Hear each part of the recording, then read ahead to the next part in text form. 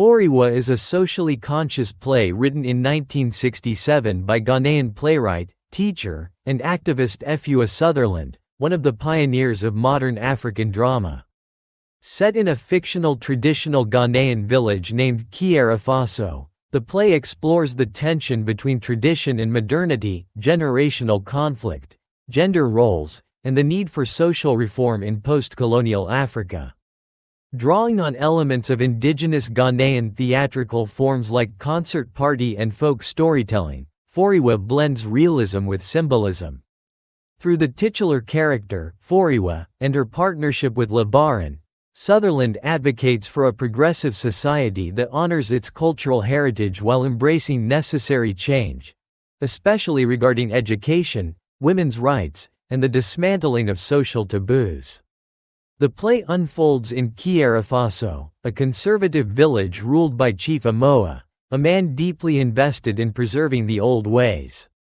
The village has long suffered from economic stagnation, isolation, and a strict adherence to outdated customs and taboos, particularly concerning ancestry, purity, and community boundaries. Into this setting comes Foriwa, the Western-educated daughter of Chief Amoa. She has recently returned from the city and is full of new ideas aimed at rejuvenating the village. She wants to bring health education, economic development, and women's empowerment to Faso. Alongside her is Labaran, a development officer and her companion, who shares her modern outlook. Their shared goal is to convince the village elders to embrace change for the community's survival and well-being. However, they face resistance from traditionalists like Kwame, the linguist and mouthpiece of the old ways, and others who fear the erosion of ancestral customs. One of the central conflicts revolves around a taboo. The villagers shun outsiders and discourage any association with people of uncertain lineage. This is particularly enforced against Labaran, who is rumored to have a questionable origin. Foriwa's approach to enacting change involves both diplomacy and symbolic confrontation. She and Labaran engage with the youth and the women of the village, who are more receptive to their ideas. Gradually, they begin to undermine the rigid structures that have kept Faso backward. The turning point comes when Foriwa reveals a deep secret about her own origins: that she, the chief's daughter, is not of pure blood either. This courageous confession shatters the myth of blood purity, compelling the elders and Chief Amoa himself to reconsider the taboo. In the end, Chief Amoa publicly renounces the old discriminatory customs, accepts Labaran as a suitable partner for his daughter, and embraces the possibility of change. The play concludes on a hopeful note, as Faso takes its first steps toward modernization and social progress. Title significance. The title Foriwa is the name of the play's central character, who serves as a catalyst for transformation in her community. Her name, rooted in Akan culture, evokes ideas of strength, virtue, and cultural identity. Foriwa represents the voice of a new generation, educated, enlightened, and determined to balance tradition with innovation. The title foregrounds her centrality in the narrative and thematic concerns of the play.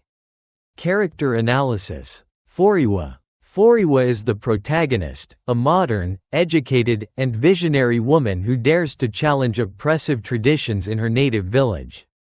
She embodies intelligence, courage, and empathy. Far from rejecting her heritage, she seeks to reform it by addressing inequalities and superstitions. Her symbolic act of revealing her impure ancestry is a masterstroke of defiance and wisdom, showcasing her commitment to justice and social cohesion. Through her, Sutherland affirms the potential of women to be leaders in community transformation. Labaran. Labaran, a development officer, is Foriwa's intellectual equal and partner in the mission to modernize Faso. He is patient, persuasive, and rational.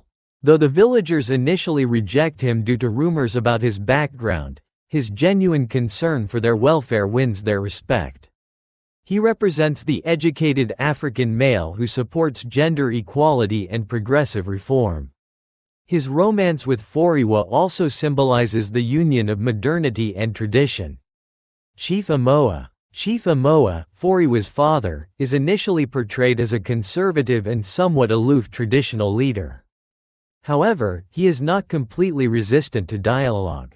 His evolution, from a custodian of harmful customs to a figure open to change, mirrors the journey many African elders were urged to make in the post-colonial period. His final decision to embrace reform reflects hope for reconciliation between generations. Kwame, the linguist. Kwame is the rigid traditionalist, deeply committed to preserving the status quo. His opposition to Foriwa and Labaran is not out of malice but fear of cultural loss. He voices the anxiety of those who equate change with destruction of identity. However, his role also represents the dangers of uncritical adherence to inherited norms. Themes. 1. Tradition versus modernity. This is the central conflict of the play. Sutherland presents tradition as a double-edged sword. It provides structure and identity, but when left unquestioned, it can perpetuate injustice. Through characters like Foriwa and Labaran, modernity is shown as a force of progress and enlightenment. However, the play advocates not for the total abandonment of tradition, but for a synthesis where cultural values are retained and reformed. 2. Social reform and education. Foriwa and Labaran's efforts are driven by a desire to bring education, health, and economic development to the village. The play critiques ignorance and stagnation, especially the superstitions that prevent inter-community engagement and medical intervention. Education, particularly of women, is portrayed as vital to the village's future. 3. Gender roles and empowerment. Foriwa's assertiveness and leadership challenge the gender norms of her society. She speaks with authority, negotiates with elders, and initiates social change, roles traditionally reserved for men. The play also highlights how women suffer most under regressive traditions, and how their liberation is essential to societal progress. 4. Purity and identity. The village's obsession with ancestral purity becomes a symbol of exclusion, tribalism, and rigidity. Labaran is marginalized because of uncertainty about his origins, and only Foriwa's shocking confession challenges this myth. The play thus questions the relevance and justice of identity politics based on lineage. 5. Generational conflict. There is a strong generational divide between elders and youth. The older generation clings to the past, while the younger one seeks reform.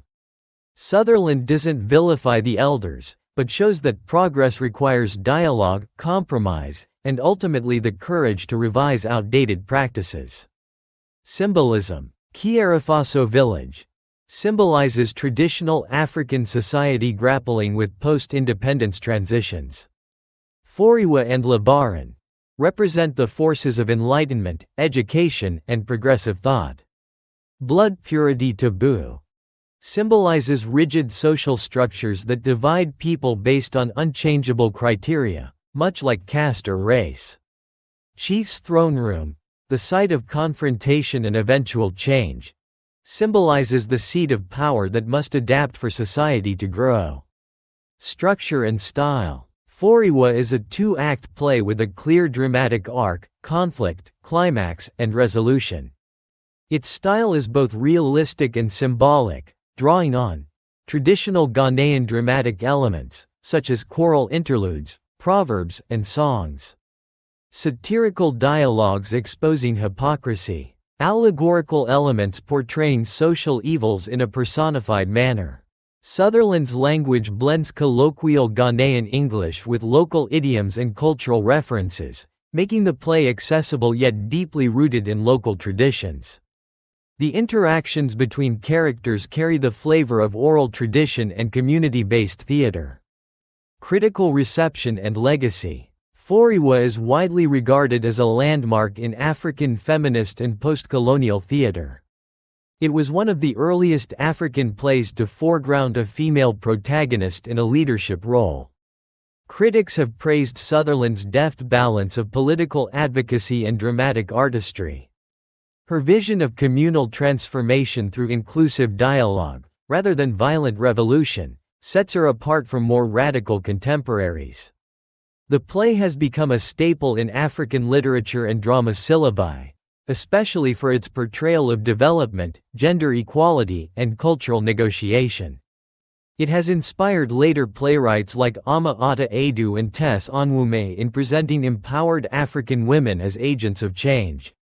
Conclusion. Efua Sutherland's Foriwa is a visionary and empowering play that addresses some of the most pressing issues in post-independence African society: the need for reform, the power of education, and the liberation of women. Through compelling characters, symbolic storytelling, and cultural resonance, the play argues that true progress lies not in rejecting tradition outright, but in transforming it through courage, dialogue, and inclusive leadership. At its heart, Foriwa is a call to action, for communities to look within, challenge harmful norms, and envision a future that balances heritage with human dignity and social justice.